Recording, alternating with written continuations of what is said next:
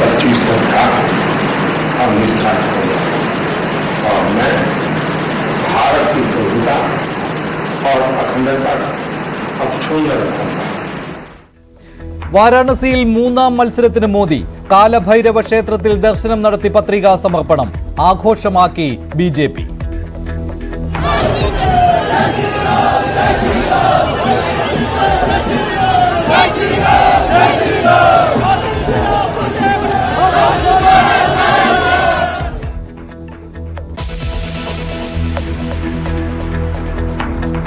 അംഗങ്ങൾ അറിയാതെ 4.25 കോടിയുടെ സ്വർണ്ണപ്പണയ വായ്പ. CPM നേതാവ് കെ രതീശിനെതിരെ കേസ്. ക്രമക്കേട് നടത്തിയത് കാസർഗോഡ് കാറടുക്ക സഹകരണ സംഘത്തിൽ. പാർട്ടിയിൽ നിന്ന് രതീശിന് സസ്പെൻഷൻ.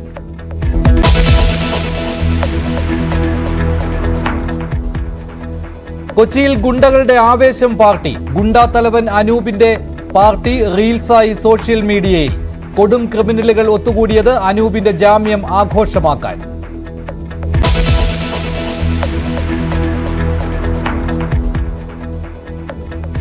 ടെസ്റ്റ് നടത്തി. ആ ടെസ്റ്റിൽ ആ കുട്ടി പരാജയപ്പെട്ടു. എന്നാലും അവർ പൊളിക്കാൻ വേണ്ടി നോക്കിയാണ്. എന്ത് വന്നാലും ഇവർ ഏത് രീതിയിൽ നമ്മളെ ദ്രോഹിച്ചിരുന്നാലും നമ്മൾ പിന്മാറും. ഒറ്റയ്ക്കൊരു തീരുമാനം എടുത്ത് 2.5 വർഷത്തിന് മുമ്പ് വേറൊരു മന്ത്രി ഭരിച്ചിരുന്നില്ലേ? അവർ ഞങ്ങളെ ഉപദ്രവിച്ചിട്ടില്ലല്ലോ. അപ്പൊ ഈ മന്ത്രിക്ക് മാത്രം എന്താ ഇത്ര ഉപദ്രവം? ക്രമസമാധാന പ്രശ്നമായിട്ടും ഡ്രൈവിംഗ് സ്കൂളുകളുടെ സമരം തീർക്കാൻ ചർച്ചയില്ല. ലൈസൻസ് ടെസ്റ്റുകൾ തടസ്സപ്പെടുത്തി സമരക്കാർ. CI2വിനെതിരെ ഡ്രൈവിംഗ് സ്കൂൾ ഉടമകൾ.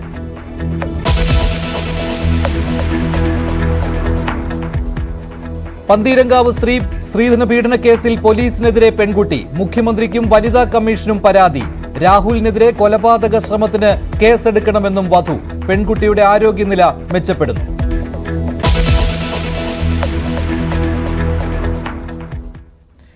ആംബുലൻസ് കത്തി രോഗി മരിച്ചതിന് ഡ്രൈവർക്കെതിരെ കേസ്. സംഭവം ഇന്ന് പുലർച്ചെ കോഴിക്കോട്. തീപിടിച്ചത് ആംബുലൻസ് ട്രാൻസ്ഫോമറിൽ ഇടിച്ച്. പോക്സോ കേസ് അതിജീവിത മരിച്ച നിലയിൽ. ദുരൂഹ മരണം ഇടുക്കി ഇരട്ടയാറിൽ വീടിനുള്ളിൽ.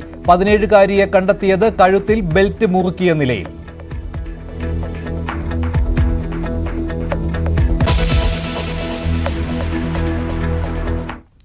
വാരാണസിയിൽ മൂന്നാമത്തെ മത്സരത്തിനൊരുങ്ങുകയാണ് പ്രധാനമന്ത്രി നരേന്ദ്രമോദി. ഇന്ന് നാമനിർദ്ദേശ പത്രിക സമർപ്പണമായിരുന്നു. ഉത്തർപ്രദേശ് മുഖ്യമന്ത്രി യോഗി ആദിത്യനാഥും അയോധ്യയിലെ പ്രാൺ പ്രതിഷ്ഠയ്ക്ക് നേതൃത്വം നൽകിയ പൂജാരിയും പ്രധാനമന്ത്രിക്കൊപ്പം പത്രികാ സമർപ്പണത്തിന് എത്തിയിരുന്നു. കാലഭൈരവ ക്ഷേത്രത്തിൽ ദർശനം, പ്രാർത്ഥന, പൂജ എന്നിവ പൂർത്തിയാക്കിയതിനു ശേഷമാണ് പ്രധാനമന്ത്രി പത്രിക സമർപ്പിക്കാനെത്തിയത്. ദൃശ്യങ്ങളാണ് കാണുന്നത്. കൂടുതൽ വിവരങ്ങൾ നൽകാൻ കിരൺ ബാബു ചേരുകയാണ് ന്യൂസ് ഡെസ്കിൽ നിന്നും. കിരൺ, 2014, 2019, ഇപ്പോൾ 2024 വാരാണസിയിലേക്ക് വീണ്ടും പ്രധാനമന്ത്രി എത്തുകയാണല്ലോ. പത്രികാ സമർപ്പണം, ആ ചടങ്ങ് തന്നെ വലിയൊരു ആഘോഷമാക്കി മാറ്റുകയായിരുന്നുവല്ലോ BJP ചെയ്തത്. 2 ദിവസമായി ഈ ആഘോഷം നീണ്ടു നിൽക്കുകയും ഉണ്ടായി. എന്തൊക്കെയാണ് വാരാണസിയിൽ കാണാൻ കഴിയുന്നത്? മഞ്ജുഷ, വാരാണസിയിൽ 2014 നരേന്ദ്രമോദി മത്സരിക്കാനെത്തുമ്പോൾ 2009 അവിടെ മുരളി മനോഹർ ജോഷിയായിരുന്നു MP. അദ്ദേഹത്തിന് ഉണ്ടായിരുന്ന ഭൂരിപക്ഷം 17,000 പക്ഷേ 2014 അത് 3,71,000 ആക്കി ഭൂരിപക്ഷം ഉയർത്തി. വലിയ ഭൂരിപക്ഷമായിരുന്നു ഉണ്ടായിരുന്നത്. അത് 2019 4,79,000 ആക്കി 1 ലക്ഷത്തിലധികം വോട്ടിന്റെ വർധന കൂടി വരുത്തി. ഇക്കുറി 5 ലക്ഷം ഭൂരിപക്ഷം കടത്തുക എന്ന ലക്ഷ്യമാണ് BJP മുന്നോട്ട് വെക്കുന്നത്. അതനുസരിച്ച് തന്നെയാണ് ഇന്നലെ തന്നെ നരേന്ദ്രമോദി വാരാണസിയിൽ എത്തിയിരുന്നു. ഇന്നലെ റോഡ് ഷോ നടത്തിയിരുന്നു, വിപുലമായ റോഡ് ഷോ നടത്തിയിരുന്നു. ആയിരക്കണക്കിന് വരുന്ന പാർട്ടി പ്രവർത്തകരുടെയും പ്രധാനപ്പെട്ട നേതാക്കളും എല്ലാം പങ്കെടുത്തുകൊണ്ട് ഇന്ന് നരേന്ദ്രമോദിക്ക് പ്രധാനമന്ത്രിയുടെ നാമനിർദ്ദേശ പത്രിക സമർപ്പിക്കാൻ വേണ്ടി BJP ഭരണ സംസ്ഥാനങ്ങളിലെ മുഖ്യമന്ത്രിമാർ എല്ലാം തന്നെ അവിടെ എത്തിയിരുന്നു. BJPയുടെ കേന്ദ്ര നേതാക്കൾ എല്ലാം തന്നെ അവിടെ എത്തിയിരുന്നു. അങ്ങനെ വലിയൊരു ആഘോഷപൂർവ്വമാണ് പത്രികാ സമർപ്പണം തന്നെ നടത്തിയത്. പ്രധാനപ്പെട്ട BJPയുടെയും NDAയുടെ നേതാക്കളെല്ലാം അവിടെ എത്തിച്ചുകൊണ്ട് തന്നെയാണ് ഈ നാമനിർദ്ദേശ പത്രിക സമർപ്പിച്ചത്. പക്ഷേ നാമനിർദ്ദേശ പത്രിക സമർപ്പിക്കുമ്പോൾ BJP നേതാവായി യോഗി ആദിത്യനാഥ് ഉത്തർപ്രദേശിലെ മുഖ്യമന്ത്രി മാത്രമാണ് ഒപ്പമുണ്ടായിരുന്നത്. ബാക്കി ഒപ്പമുണ്ടായിരുന്നത് അയോധ്യയിൽ പ്രാണപ്രതിഷ്ഠ നടത്തിയ ആചാര്യനും അതോടൊപ്പം തന്നെ മറ്റ് സന്യാസിമാരുമായിരുന്നു. മറ്റ് 3 പേർ കൂടി മോദിക്കൊപ്പം ഉണ്ടായിരുന്നു. ഇന്ന് രാവിലെ അവിടെ കാലഭൈരവ ക്ഷേത്രത്തിൽ അദ്ദേഹം പൂജ നടത്തി. അതോടൊപ്പം തന്നെ ദശാശ്വമേധ ഘട്ടിലും അദ്ദേഹം പൂജ നടത്തി. ഇന്നലെ വൈകുന്നേരം അവിടുത്തെ വാരാണസിയിലെ പ്രസിദ്ധമായ ആരതിയിലും അദ്ദേഹം പങ്കെടുത്തു. അതോടൊപ്പം തന്നെ മറ്റ് പ്രധാനപ്പെട്ട ക്ഷേത്രങ്ങളിലെ പൂജകൾക്കുമെല്ലാം ശേഷമാണ് അദ്ദേഹം ഇന്ന് 11:40 പ്രത്യേക മുഹൂർത്തം കുറിച്ചിട്ട് ആ മുഹൂർത്തത്തിൽ തന്നെയാണ് അദ്ദേഹം നോമിനേഷൻ നൽകിയത്.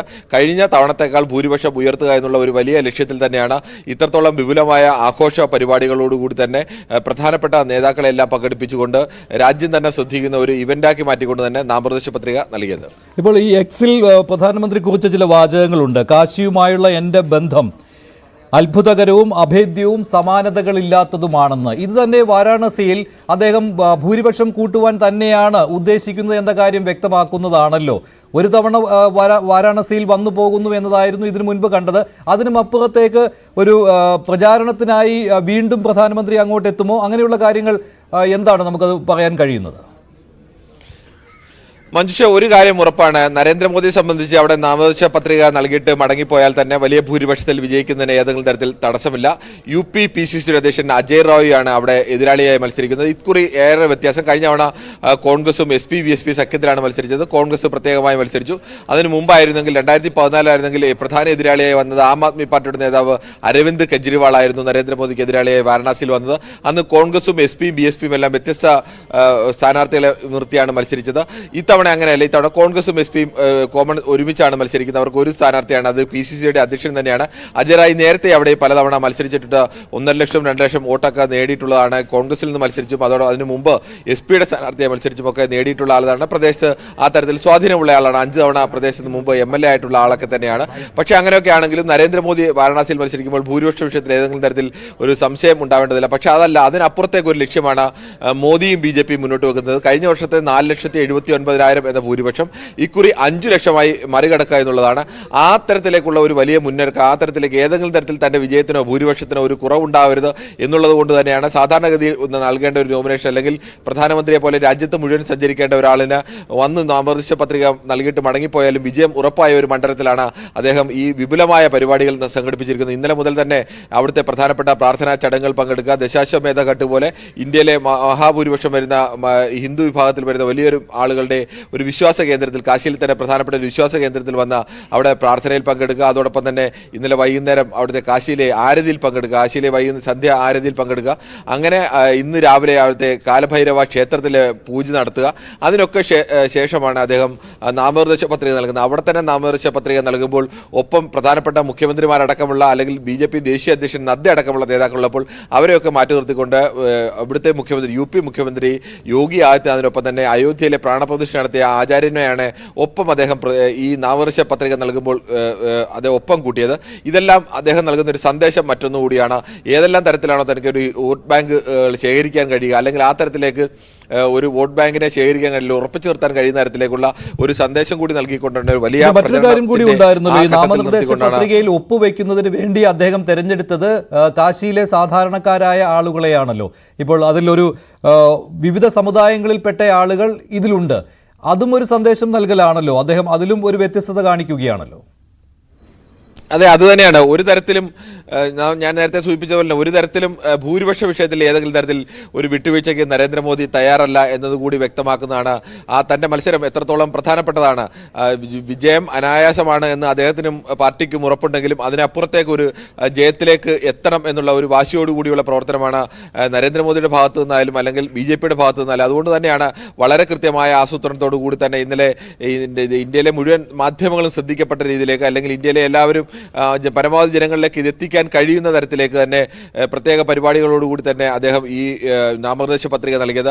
റോഡ് ഷോ നടത്തുന്നു, സാധാരണയുള്ളതാണ്. അതോടൊപ്പം തന്നെ ആരതിയിൽ പങ്കെടുക്കുന്നു, പ്രത്യേക പ്രാർത്ഥനകളിൽ പങ്കെടുക്കുന്നു. ഒപ്പം ഋഷിവര്യൻ പ്രത്യേകിച്ച് ആചാര്യനെ, അയോധ്യയിലെ പ്രാണപ്രതിഷ്ഠയ്ക്കുള്ള ആചാര്യനെ ഒപ്പം കൂട്ടുന്നു, മറ്റ് മതത്തിലെ ചില പ്രധാനപ്പെട്ട വ്യക്തികളെ ഒപ്പം കൂട്ടുന്നു. അങ്ങനെ ആ തരത്തിലേക്ക് കൂടി ഒരു സന്ദേശം നൽകുന്ന എന്നതുകൂടി ലക്ഷ്യമിട്ടുകൊണ്ട് തന്നെയാണ് ഈ വളരെ കൃത്യമായ ആസൂത്രണത്തോടു കൂടി ഇത്തരത്തിൽ ഒരു നാമനിർദ്ദേശ പത്രിക നൽകിയത്.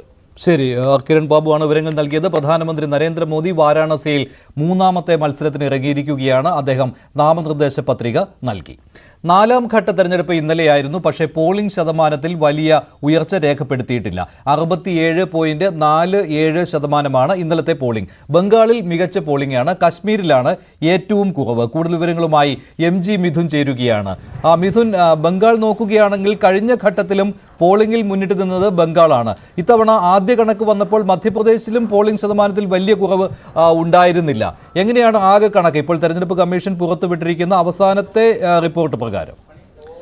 മനുഷ്യ 67.47% അവസാനം തെരഞ്ഞെടുപ്പ് കമ്മീഷൻ പുറത്തുവിട്ടിരിക്കുന്ന കണക്കുകൾ അനുസരിച്ച് നമുക്ക് മനസ്സിലാക്കാൻ സാധിക്കുന്നത്. കഴിഞ്ഞ തവണ 2019 അത് 69.12 താരതമ്യേന നമ്മളെ ആദ്യ 3 ഘട്ടങ്ങൾ പരിശോധിക്കുമ്പോൾ ഏറ്റവും കുറവ് എന്ന് നമുക്ക് നാലാം ഘട്ടത്തിൽ പറയാൻ സാധിക്കില്ല. ആദ്യ 3 ഘട്ടങ്ങളിലായിരുന്നു ഏറ്റവും കുറവ് പോളിംഗ് രേഖപ്പെടുത്തുകയും ചെയ്തു. ഒപ്പം തന്നെ ഈ 3 ഘട്ടങ്ങളിലും BJP സംബന്ധിച്ച് വലിയ ആശങ്ക അവർ വെച്ചു പുലർത്തുകയും ചെയ്തിരുന്നു. കാരണം പോളിംഗ് ശതമാനം കുറയുന്നത് അവരെ ഈ സീറ്റ് 400 സീറ്റ് എന്ന ഒരു ടാർഗറ്റ് എത്താൻ സാധിക്കില്ല എന്നുള്ളൊരു വിലയിരുത്തൽ കൂടി BJP നേതൃത്വത്തിനുണ്ടായിരുന്നു. പക്ഷേ ഈ 400 സീറ്റിലേക്ക് എത്തുമെന്നുള്ള ആ ഒരു അവകാശവാദം ഈ പോളിംഗ് നാലാം ഘട്ടം കഴിഞ്ഞ ശേഷം വീണ്ടും കേന്ദ്ര ആഭ്യന്തരമന്ത്രി ഉയർത്തിക്കാട്ടുന്നതാണ് നമുക്ക് കഴിഞ്ഞ ദിവസം കാണാൻ സാധിക്കുകയും ചെയ്തത്. കാരണം അവരുടെ ഏറ്റവും പ്രധാനപ്പെട്ട ഒരു ഘട്ടമാണ്, നിർണായകമായിട്ടുള്ളൊരു ഘട്ടം കൂടിയാണ് ഈ ഒരു നാലാം ഘട്ടം എന്ന് പറയുന്നത്. 2019 NDA ഉൾപ്പെടെയുള്ള അവരെ പിന്തുണയ്ക്കുന്ന BJP പിന്തുണയ്ക്കുന്ന എല്ലാ കക്ഷികളും ചേർന്ന് ഈ 96 മണ്ഡലങ്ങളിൽ നിന്ന് ഏകദേശം 84 ലോക്സഭാ മണ്ഡലങ്ങളും പിടിച്ചെടുക്കുന്നത് നമ്മൾ കണ്ടതാണ്. അതുകൊണ്ട് തന്നെ ഇത്തവണ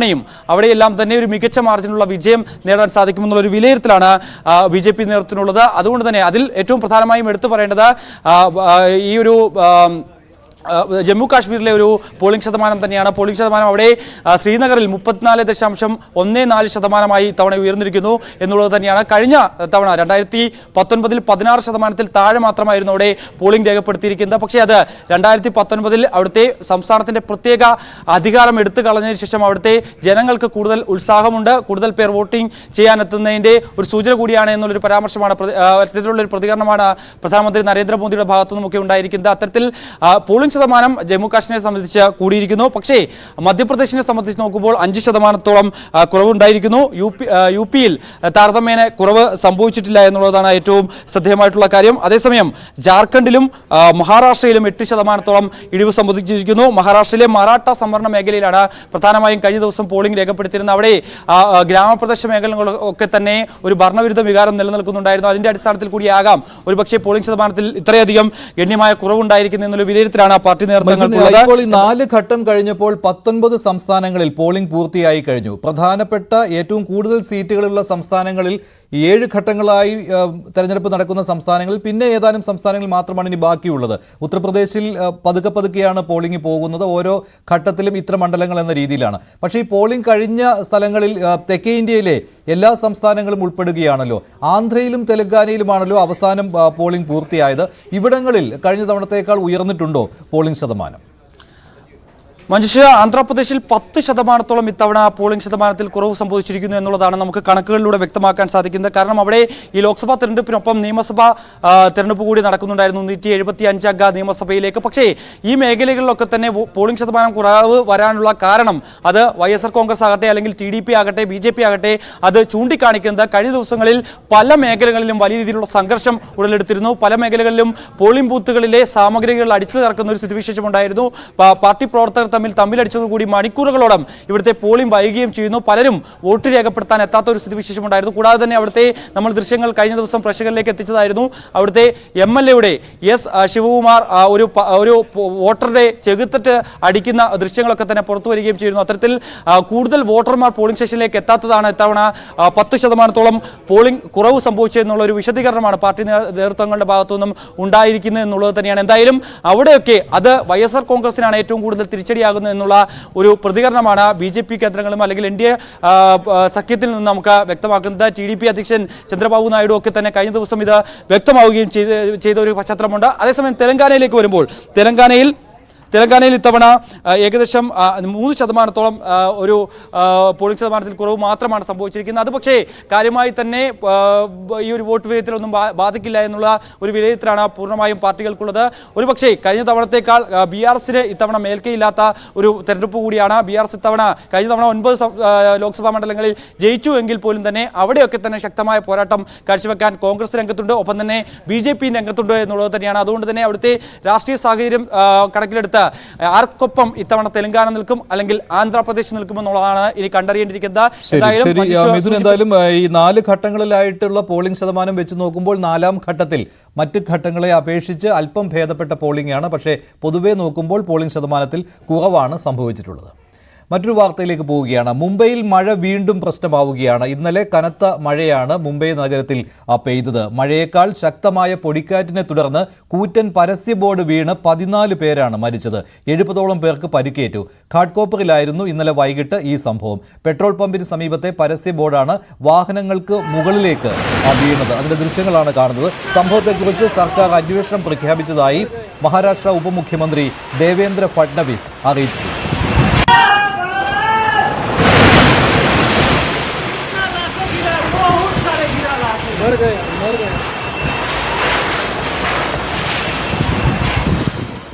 കൂടുതൽ വിവരങ്ങൾ നൽകാൻ രഞ്ജിത്ത് രാമചന്ദ്രൻ ചേരുകയാണ് ന്യൂസ് ഡെസ്കിൽ നിന്ന്. രഞ്ജിത്ത്, മഴയും അതുപോലെ തന്നെ വെള്ളപ്പൊക്കവും അതിനേക്കാൾ ഉപരിയായിട്ട് സംഭവിച്ചത് കൂടുതലും ഈ കാറ്റിലുണ്ടായ കുഴപ്പങ്ങളാണല്ലോ. എന്താണ് ഇപ്പോൾ മുംബൈ നഗരത്തിന്റെ ഒരു അവസ്ഥ? ഈ പരസ്യ ബോർഡ് വീണുള്ള അപകടമല്ലേ ഏറ്റവും വലുതായിട്ട് റിപ്പോർട്ട് ചെയ്തിരിക്കുന്നത്? മഞ്ജുഷ, ഇന്നലെ മുതൽ അവിടുത്തെ ലോക്കൽ മെട്രോ ട്രെയിനുകളുടെ ഗതാഗതം പൂർണ്ണമായും സ്തംഭിച്ച അവസ്ഥയിലായിരുന്നു ഇന്നലെയൊക്കെ. പക്ഷേ ഇന്ന് രാവിലെ മുതൽ അതൊക്കെ സാധാരണ നില ആയിട്ടുണ്ട്. പക്ഷേ 16-ാം തീയതി വരെ ശക്തമായ മഴ പെയ്യും എന്നുള്ള മുന്നറിയിപ്പ് ഇപ്പോഴുമുണ്ട്. ചെറിയ തോതിൽ മഴ പെയ്യുന്നുമുണ്ട്. ഇപ്പോൾ കാറ്റും ശക്തമായി വീശുന്നുണ്ട് പല മേഖലകളിലും എന്നാണ് വിവരം നമുക്ക് ലഭിക്കുന്നത്. പക്ഷേ ഇന്നലെ ഉണ്ടായ അതിദാരുണമായ സംഭവമാണ് ഏറ്റവും വലിയ വാർത്താ പ്രാധാന്യം നേടിയതും അത് ഗൗരവമായി കാണേണ്ടതും. അതിലും പ്രധാനപ്പെട്ട ഒന്ന്, ഈ 120 അടി നീളവും 120ഓളം അടി വീതിയുമുള്ള ബോർഡാണ്, കൂറ്റൻ ബോർഡാണ് മുംബൈ നഗരത്തിൽ തകർന്നു വീണത്. അവിടെ 100 അടി ഉയരത്തിൽ ഈ ബോർഡിന് ഇതിന്റെ ഒരു നഗരസഭയുടെ കണക്കനുസരിച്ച് 40 അടി മാത്രം ഉയരത്തിൽ സ്ഥാപിക്കാവുന്ന ഒരു ബോർഡ് 100 അടിക്ക് മുകളിൽ ഉയരത്തിൽ സ്ഥാപിച്ചിരുന്നു എന്നതും ഈ അപകടത്തിന്റെ ഗൗരവം വർദ്ധിപ്പിക്കുന്നുണ്ട്. ഇത് താഴേക്ക് ഈ കാറ്റിലും മഴയിലും മറ്റും ഒടിഞ്ഞു വീഴുന്ന പശ്ചാത്തലം ഒരുങ്ങുകയായിരുന്നു. ഇതിനെതിരെ ഇതുമായി ബന്ധപ്പെട്ട അന്വേഷണമൊക്കെ പ്രഖ്യാപിച്ചിട്ടുണ്ട്. എങ്കിൽ പോലും അനധികൃതമായി ഈ ഒരു ബോർഡ് വെക്കാൻ ആര് അനുമതി നൽകി എന്ന കാര്യത്തിലൊക്കെ കൃത്യമായ വിശദീകരണം അവിടുത്തെ തദ്ദേശ സ്ഥാപനം നൽകേണ്ടി വരും എന്നുള്ളതാണ്. 14 മരണമാണ് സ്ഥിരീകരിച്ചിട്ടുള്ളത്. ഒരാളുടെ നില ഗുരുതരമായി ഇപ്പോഴും തുടരുകയാണ്. ഏതാണ്ട് 100-നടുത്ത ആളുകൾ ഇതിനുള്ളിൽ കുടുങ്ങിപ്പോയിരുന്നു. അതിൽ ബാക്കിയുള്ള ആളുകളെ രക്ഷപ്പെടുത്താൻ സാധിച്ചു. NDRF സംഘത്തിനും മറ്റും.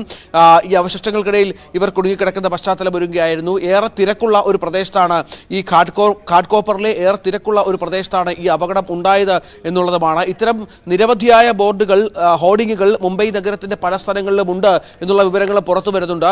ഇതൊക്കെ ഗൗരവമായി ഭരണകൂടം കാണുന്നുണ്ട്. അവിടുത്തെ ഉപമുഖ്യമന്ത്രി തന്നെ ഈ വിഷയവുമായി ബന്ധപ്പെട്ട് ചില പ്രസ്താവനകൾ നടത്തിയിട്ടുണ്ട്. നമുക്കറിയാം, ഈ മുംബൈ എന്നുള്ളത് രാഷ്ട്രീയ സ്വാധീനമുള്ള നിരവധി ബിസിനസ്സുകാർ, ഇത്തരം കോൺട്രാക്ട് ഇത്തരത്തിൽ ബിസിനസ്സുകൾ നടത്തുന്നവർ, ഈ പരസ്യ ഹോർഡിങ്ങുകൾ സ്ഥാപിക്കുന്നവരൊക്കെ ഉള്ളൊരു പ്രദേശമാണ്. സ്വാഭാവികമായി അവർ ഈ നഗരസഭ അധികാരികളെ സ്വാധീനിച്ചാണ് ഇത്തരം ബോർഡുകൾ സ്ഥാപിച്ചത് എന്ന വിമർശനമാണ് വ്യാപകമായി ഉയരുന്നത്. നേരത്തെ തന്നെ ഈ ഹോർഡിങ്ങുമായി ബന്ധപ്പെട്ട പരാതി ഉണ്ടായിരുന്നു. പക്ഷേ ഈ പരാതിയിൽ യാതൊരു നടപടിയും സ്വീകരിച്ചിരുന്നില്ല എന്നതും നിർണായകമായ ഒരു കാര്യമാണ്. ഏതായാലും ഇതിൻ്റെ ഗൗരവം വർദ്ധിക്കുന്നുണ്ട് കാര്യമായി തന്നെ. നേരത്തെ പറഞ്ഞതുപോലെ തൂണുകളടക്കം ഏതാണ്ട് 250ഓളം ടൺ ഭാരമുണ്ടായിരുന്ന ഒരു ഹോർഡിംഗാണ് ഇത്തരത്തിൽ തകർന്നു വീണത് എന്നുള്ളതാണ് ഏറ്റവും പ്രധാനം. 5 ലക്ഷം രൂപ നഷ്ടപരിഹാരം ഈ മരിച്ചവരുടെ കുടുംബാംഗങ്ങൾക്ക് നൽകും എന്ന് പ്രഖ്യാപിച്ചിട്ടുണ്ട്. NDRF സംഘം ഇപ്പോഴും ഈ സ്ഥലത്ത് തുടരുന്നുണ്ട്. ഒപ്പം ഈ മാസം നേരത്തെ പറഞ്ഞതുപോലെ 16 വരെ ശക്തമായ കാറ്റും മഴയും ഉണ്ടാകും എന്നുള്ള പ്രവചനത്തിന്റെ അടിസ്ഥാനത്തിൽ കൂടുതൽ കരുതൽ നടപടികളിലേക്ക് അധികൃതർ പോകുന്നുമുണ്ട്. ശരി രഞ്ജിത്ത്, എന്തായാലും മഴ തുടരുമെന്നാണ് കാലാവസ്ഥാ നിരീക്ഷണ കേന്ദ്രത്തിന്റെ മുന്നറിയിപ്പ്. മുംബൈയിൽ ഒരു ചെറിയ മഴ പെയ്താൽ തന്നെ അത് വലിയ വെള്ളക്കെട്ടിന് കാരണമാകാറുണ്ട്, വലിയ ഗതാഗത തടസ്സം ഉണ്ടാകാറുണ്ട്. പക്ഷേ ഇത്തവണ ഈ പരസ്യ ബോർഡ് വീണുള്ള ഇത്രയും ആളുകൾ മരിച്ചത് അത് വലിയൊരു കാര്യമായി മാറിയിരിക്കുകയാണ്. അതിനു വേണ്ടിയുള്ള മുന്നറിയിപ്പുകളാണ് ഇപ്പോൾ നൽകിക്കൊണ്ടിരിക്കുന്നത്.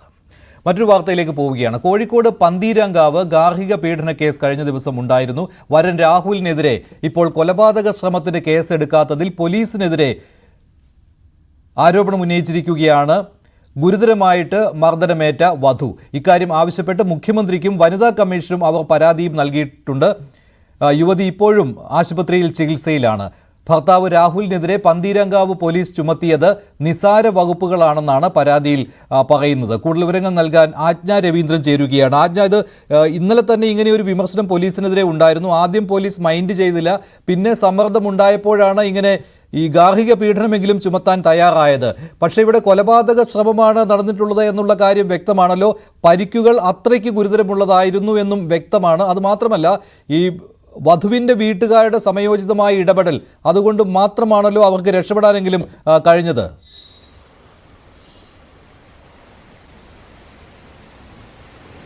മഞ്ജുഷ സൂചിപ്പിച്ചതുപോലെ വധുവിന്റെ വീട്ടുകാരുടെ സമയോചിതമായ ഇടപെടൽ അതുകൊണ്ട് മാത്രമാണ് ഒരു പെൺകുട്ടി അതീവ ഗുരുതരാവസ്ഥയിൽ നിന്നും ജീവിതത്തിലേക്ക് തിരിച്ചു വന്നത് എന്ന് വേണം പറയാൻ.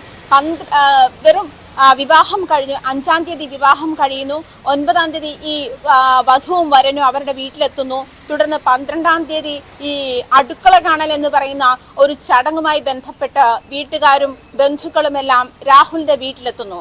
ഈ 30ഓളം പേരടങ്ങുന്ന സംഘം വീട്ടിലെത്തിയിട്ടും വധു പുറത്തേക്ക് എത്താത്തതിനെ തുടർന്നാണ് അച്ഛൻ എന്ത് സംഭവിച്ചതാണ് എന്ന് ചോദിക്കുന്നത്. ആ സമയത്തൊക്കെ പലതരം കഴിവുകൾ പറഞ്ഞ് ഇവർ മാറാൻ ശ്രമിക്കുന്നുണ്ടെങ്കിലും വധു പിന്നീട് വന്നപ്പോൾ മുഖം ആകെ നീര് വെച്ചിരിക്കുന്നു, ശരീരത്താകമാന മർദ്ദനമേറ്റ പാടുകൾ. അത്തരത്തിലാണ് ഈ കേസുമായി ഇനി ഈ മകൾ ഇവിടെ തുടരണ്ട എന്ന് അച്ഛൻ തീരുമാനിക്കുന്നത്. അതുമായി ബന്ധപ്പെട്ട് പന്തീരങ്കാവ് പോലീസ് സ്റ്റേഷനിലെത്തുന്നു. പക്ഷേ ഇന്നലെ തന്നെ നമുക്ക് അച്ഛൻ നമ്മളോട് സംസാരിച്ചനുസരിച്ച് നമുക്ക് മനസ്സിലാക്കാം, ഈ കുടുംബങ്ങൾ അല്ലെങ്കിൽ ഈ കുടുംബാംഗങ്ങളെല്ലാം കൂടി അത്രയും ആളുകൾ ഭക്ഷണം പോലും കഴിക്കാതെ രാത്രി 7 മണി വരെ അവിടെ കഴിച്ചു കൂട്ടിയിരുന്ന ഒരു സാഹചര്യം ഉണ്ടായി. വളരെയേറെ സമ്മർദ്ദം ചെലുത്തിയ ശേഷമാണ് ഈ കേസെടുക്കുന്ന ഒരു നടപടിയിലേക്ക് പോലീസ് കടന്നത്. അതും ഗാർഹിക പീഡനത്തിനാണ് രാഹുലിനെതിരെ കേസെടുത്തുള്ളത്. അതീവ ഗുരുതരമായി ഈ പെൺകുട്ടിയെ മർദ്ദിച്ച ഒരു സാഹചര്യം ഉണ്ടായിട്ട് പോലും, അതായത് ഫോണിന്റെ ചാർജിംഗ് കേബിൾ ഉപയോഗിച്ച് കഴുത്തിൽ വരിഞ്ഞു മുറുക്കി അതിനെ ശ്വാസം മുട്ടിക്കുന്ന ഒരു സാഹചര്യത്തിലേക്ക് വരുന്ന ഒരു സാഹചര്യം ഉണ്ടായിരുന്നിട്ട് പോലും പോലീസ് അത് പരിശോധിക്കുക അല്ലെങ്കിൽ തന്റെ ശരീരത്തിലെ മർദ്ദനം ഏറ്റ പാടുകൾ പരിശോധിക്കുക ഒന്നും ചെയ്തില്ല എന്ന് തന്നെയാണ് പെൺകുട്ടി പരാതിയിൽ പറയുന്നത്. അത് വളരെ കൃത്യമായി പറഞ്ഞിട്ടുമുണ്ട് തന്നെ. മാത്രമല്ല, ഈ വീട്ടുകാർ വന്നപ്പോൾ ബാത്റൂമിൽ വീണതാണ് എന്നാണ് വീട്ടുകാരോട് പറഞ്ഞതും. അതുപോലെ അവിടുത്തെ ആശുപത്രിയിൽ, ബേബി മെമ്മോറിയൽ ആശുപത്രിയിലാണ് പെൺകുട്ടി ആദ്യം എത്തിച്ചത്. അവിടെ എത്തിച്ചപ്പോഴും നെറ്റിയിൽ ഉണ്ടായ പാട്, നെറ്റി മുഴച്ചിരിക്കുന്നു, അതെന്താണ് സംഭവിച്ചത് എന്നുള്ളത് ബാത്റൂമിൽ വീണതാണ് എന്ന് വേണം ആശുപത്രിയിൽ അധികൃതരെയും അതല്ലെങ്കിൽ ബന്ധുക്കളെയും ബോധ്യപ്പെടുത്താനെന്ന് രാഹുലിന്റെ വീട്ടുകാർ നിർബന്ധം പിടിക്കുകയും അതല്ലെങ്കിൽ കൊന്നുകളയുമെന്ന് രാഹുൽ ഭീഷണിപ്പെടുത്തുകയും ചെയ്തു എന്നും പരാതിയിൽ പറയുന്നുണ്ട്.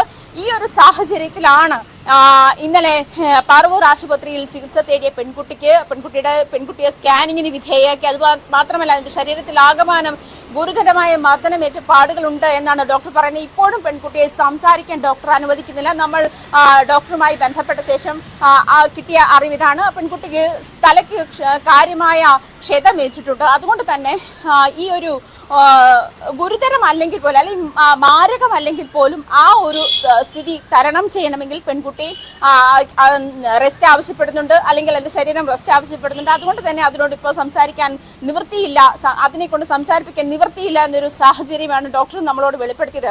എന്നിരുന്നാൽ പോലും വനിതാ കമ്മീഷനും മുഖ്യമന്ത്രിക്കും ഇതും കാണിച്ച് പെൺകുട്ടി ദീർഘമായ ഒരു പരാതിയാണ് നൽകിയിട്ടുള്ളത്. രാഹുലിന്റെ അമ്മ ഉഷാകുമാരി, അതുപോലെ സഹോദരി കാർത്തിക എന്നിവരും ഈ ക്രൂരകൃത്യത്തിൽ പങ്കാളികളായിട്ടുണ്ട്. ഇത് കണ്ടിട്ടും എതിർ കക്ഷിയെ രാഹുലിനെ തടുക്കാനുള്ള ഒരു നീക്കവും അമ്മയുടെയും മകളുടെയും ഭാഗത്തു നിന്നും ഉണ്ടായില്ല എന്നും പരാതിയിൽ പറയുന്നുണ്ട്. ശരി, ഗുരുതരമായി മാറുകയാണ് പന്തീരങ്കാവ് ഗാർഹിക പീഡന കേസ്. അവിടെ ഗാർഹിക പീഡനം മാത്രമല്ല കൊലപാതക ശ്രമവും നടന്നിട്ടുണ്ട്. അതിനാൽ ഈ രീതിയിലുള്ള വകുപ്പുകൾ ചുമത്തണം എന്ന ആവശ്യമാണ് ഇപ്പോൾ പെൺകുട്ടിയുടെ മാതാപിതാക്കൾ ഉന്നയിച്ചിരിക്കുന്നത്. പെൺകുട്ടി വനിതാ കമ്മീഷനിൽ പരാതിയും നൽകിയിട്ടുണ്ട്. മുഖ്യമന്ത്രിക്കും ഇക്കാര്യത്തെക്കുറിച്ച് പരാതി നൽകിയിട്ടുണ്ട്. പോലീസിന്റെ ഭാഗത്തു നിന്ന് തുടക്കത്തിൽ അലംഭാവമുണ്ടായി എന്ന് വ്യക്തമാക്കുന്നതാണ് ഇപ്പോൾ മാതാപിതാക്കളുടെയും പെൺകുട്ടിയുടെയും പരാതി.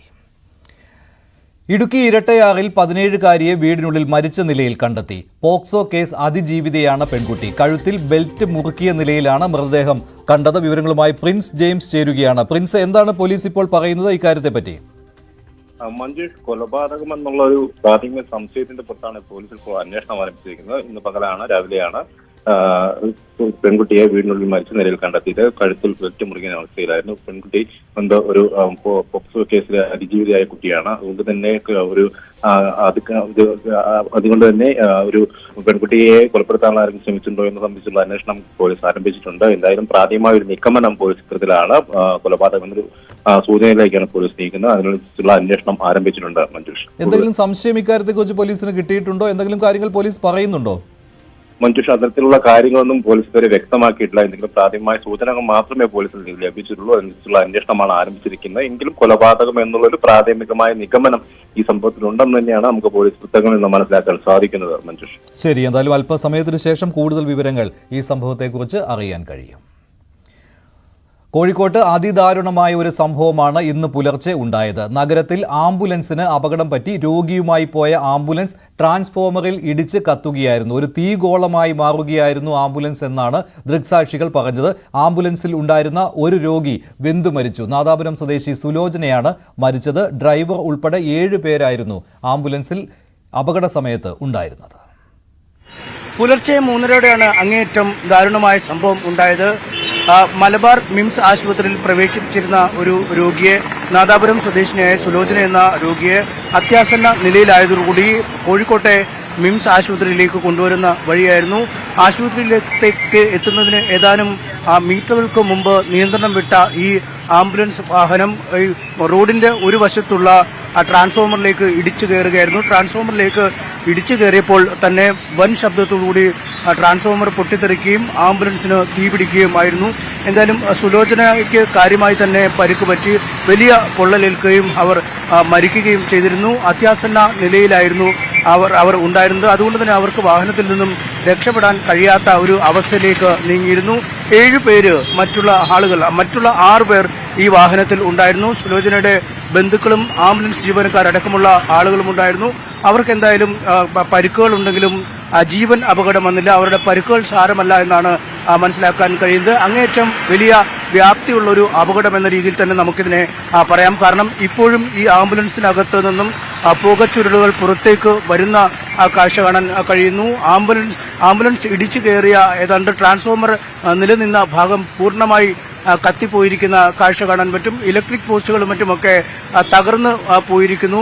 ഇലക്ട്രിക് കമ്പികളും മറ്റുമൊക്കെ പൊട്ടിക്കിടക്കുന്ന ദൃശ്യങ്ങൾ നമ്മൾ കാണാൻ പറ്റും. ഒപ്പം ഈ ട്രാൻസ്ഫോമറിനോട് ചേർന്ന് തന്നെ സമീപത്തുള്ള ഒരു കെട്ടിടം, ആ കെട്ടിടത്തിന്റെ ഏതാനും ഭാഗങ്ങൾ തന്നെ പൂർണ്ണമായി നശിച്ചിരിക്കുന്ന കാഴ്ച, ആ കെട്ടിടത്തിന്റെ ഒരു വശം പൂർണ്ണമായി തകർന്നിരിക്കുന്ന കാഴ്ച, അതിന്റെ കോൺക്രീറ്റ് ഭാഗങ്ങൾ പോലും അടർന്നു മാറിയിരിക്കുന്നു. മുകളിലത്തെ മേൽക്കൂരയുടെ ഭാഗം ഏതാണ്ട് പൂർണ്ണമായി തകർന്നിരിക്കുന്നു. സമീപത്ത് തന്നെയുള്ള ആ കെട്ടിടത്തിനും കാര്യമായ തകരാറുകൾ സംഭവിക്കുന്ന രീതിയിൽ ഈ ട്രാൻസ്ഫോമർ സ്ഥാപിച്ചു വെച്ചിരുന്ന പോസ്റ്റുകൾ ഏതാണ്ട് പൊട്ടിത്തകർന്നിരിക്കുന്ന രീതിയിലാണ് ഇരിക്കുന്നത്. എന്തായാലും അങ്ങേയറ്റം വലിയ ദാരുണമായ അപകടം തന്നെയാണ് ഉണ്ടായിരിക്കുന്നത്.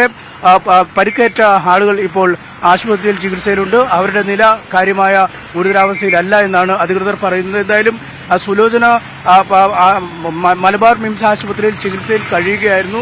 ആശുപത്രിയിൽ ആരോഗ്യനില മോശമായതോടുകൂടിയാണ് അടിയന്തര ശസ്ത്രക്രിയയ്ക്ക് വിധേയമാക്കുന്നതിനായി കോഴിക്കോട് മിംസ് ആശുപത്രിയിലേക്ക് എത്തിക്കുകയും ചെയ്തത്. എന്തായാലും ജീവൻ രക്ഷാ ഉപകരണങ്ങളുടെ അടക്കം സഹായത്തോടുകൂടിയാണ് സുലോചനയെ കൊണ്ടുവന്നിരുന്നത്. അതുകൊണ്ട് സങ്കീർണമായ ഉപകരണങ്ങളൊക്കെ ഘടിപ്പിച്ചിരുന്നതുകൊണ്ടാവാം ഒരുപക്ഷെ പെട്ടെന്ന് സുലോചനയ്ക്ക് ഈ വാഹനത്തിൽ നിന്നും പുറത്തേക്ക് മാറുന്നതിനോ അതിനെ പറ്റിയ ഒരു ആരോഗ്യസ്ഥിതിയിലോ ആയിരുന്നില്ല. വളരെ പെട്ടെന്ന് സെക്കൻഡുകൾക്കുള്ളിൽ ഒരു തീഗോളമായി ഈ ആംബുലൻസ് മാറുന്ന കാഴ്ച കാണാൻ കഴിഞ്ഞിരുന്നു. എന്തായാലും ഈ ഡ്രൈവർക്ക് നിയന്ത്രണം വിട്ടാണ് വാഹനത്തിലേക്ക് ഇടിച്ചതെന്നാണ് മനസ്സിലാക്കാൻ കഴിയുന്നത്. എന്താണ് ഇതിനുള്ള പിന്നുള്ള കാരണം, ഡ്രൈവർ ഉറങ്ങിപ്പോയതാണോ എന്ന അടക്കമുള്ള കാര്യങ്ങൾ അന്വേഷിക്കുന്നു. ഒപ്പം കനത്ത മഴ ഇന്നലെ ഏതാണ്ട് അർദ്ധരാത്രി മുതൽ അല്ലെങ്കിൽ ഇന്ന് പുലർച്ചെ മുതൽ തന്നെ കോഴിക്കോട് നഗരത്തിലും സമീപ പ്രദേശങ്ങളിലും വലിയ തോതിൽ മഴ പെയ്യുന്ന ഒരു സാഹചര്യമുണ്ട്.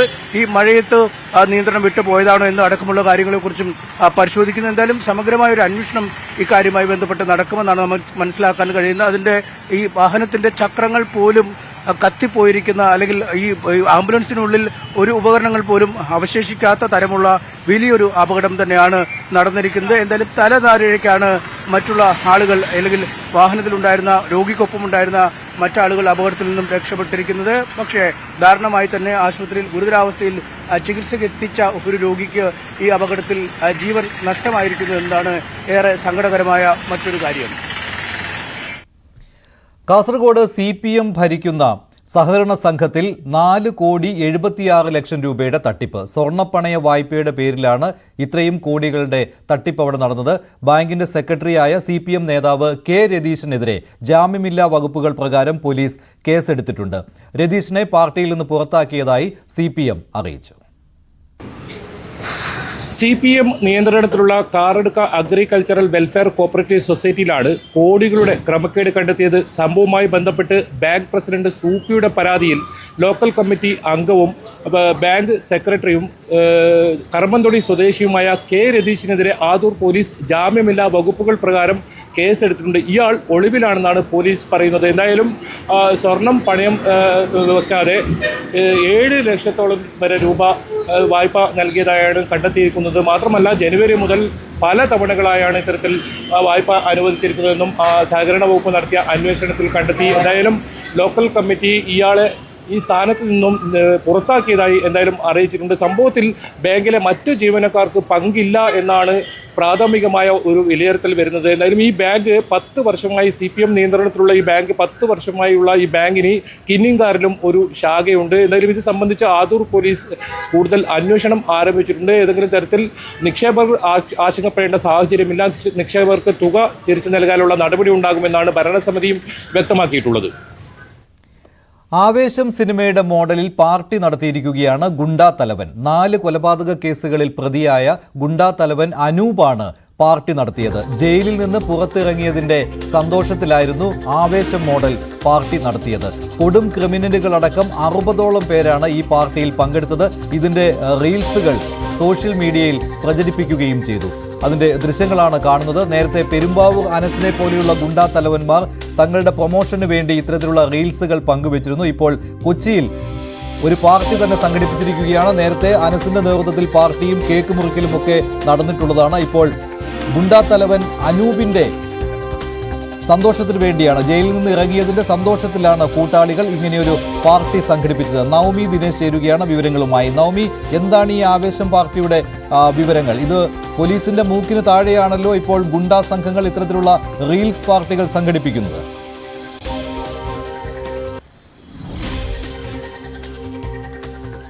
എന്തായാലും ആഘോഷത്തിന്റെ ആവേശം അല്പം കൂടിപ്പോയോ എന്നുള്ളൊരു ചോദ്യം, ഒരു സംശയമാണ് ഇവിടെ ഉയരുന്നത്. മഞ്ജുഷ്, എന്തായാലും നമ്മൾ ഈ റീൽസിൽ കാണുന്നത് പോലെ തന്നെ 4 കൊലക്കേസുകളിലെ പ്രതിയായ അനൂപാണ് ജയിലിൽ നിന്നും പുറത്തിറങ്ങുന്ന സുഹൃത്തുക്കൾ വൻ വരവേൽപ്പ് നൽകിയിരിക്കുന്നത്. ഇതെല്ലാം ഒരു റീൽസ് ആക്കിയാണ് ഇപ്പോൾ സമൂഹ മാധ്യമങ്ങളിൽ പങ്കുവച്ചിരിക്കുന്നത്. ഇത് ഗുണ്ടാ സംഘങ്ങൾക്കിടയിലും മൊത്തത്തിലൊക്കെ ഈ റീൽസ് ഇപ്പോൾ ഏറെ വൈറലായിട്ടുണ്ട്. എന്തായാലും ഈ വൈറലായ റീൽസ് കണ്ട ഉടനെ തന്നെ പോലീസ് ഇതിലൊരു അന്വേഷണം നടത്തുകയും ചെയ്തിട്ടുണ്ട്. ഏതായാലും ഇതിലൊരു റിപ്പോർട്ട് സമർപ്പിക്കാനാണ് പോലീസിന് നിർദ്ദേശം നൽകിയിരിക്കുന്നത് എന്നുള്ളൊരു വാർത്ത കൂടിയാണ് പുറത്തു വരുന്നത്.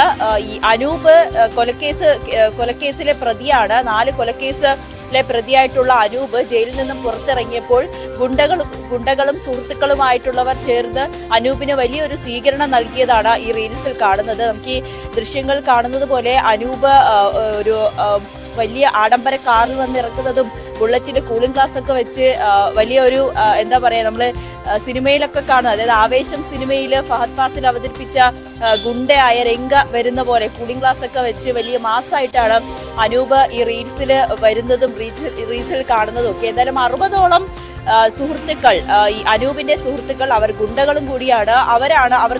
അവരാണ് ഈ അനൂപിന് വലിയൊരു സ്വീകരണം നൽകിയിരിക്കുന്നത്. അതിൽ അവണൂർ, വരയിടം, കുറ്റൂർ, കൊട്ടേക്കാട് മേഖലകളിൽ അവിടെയും സമീപ പ്രദേശങ്ങളിലൊക്കെ പലതരം ഗുണ്ടാക്രമണങ്ങൾ നടത്തിയ ആളുകളും ഗുണ്ടകളും ഉണ്ട് ഈ കൂട്ടത്തിൽ എന്നുള്ളതാണ് ഏറ്റവും ആശ്ചര്യകരം.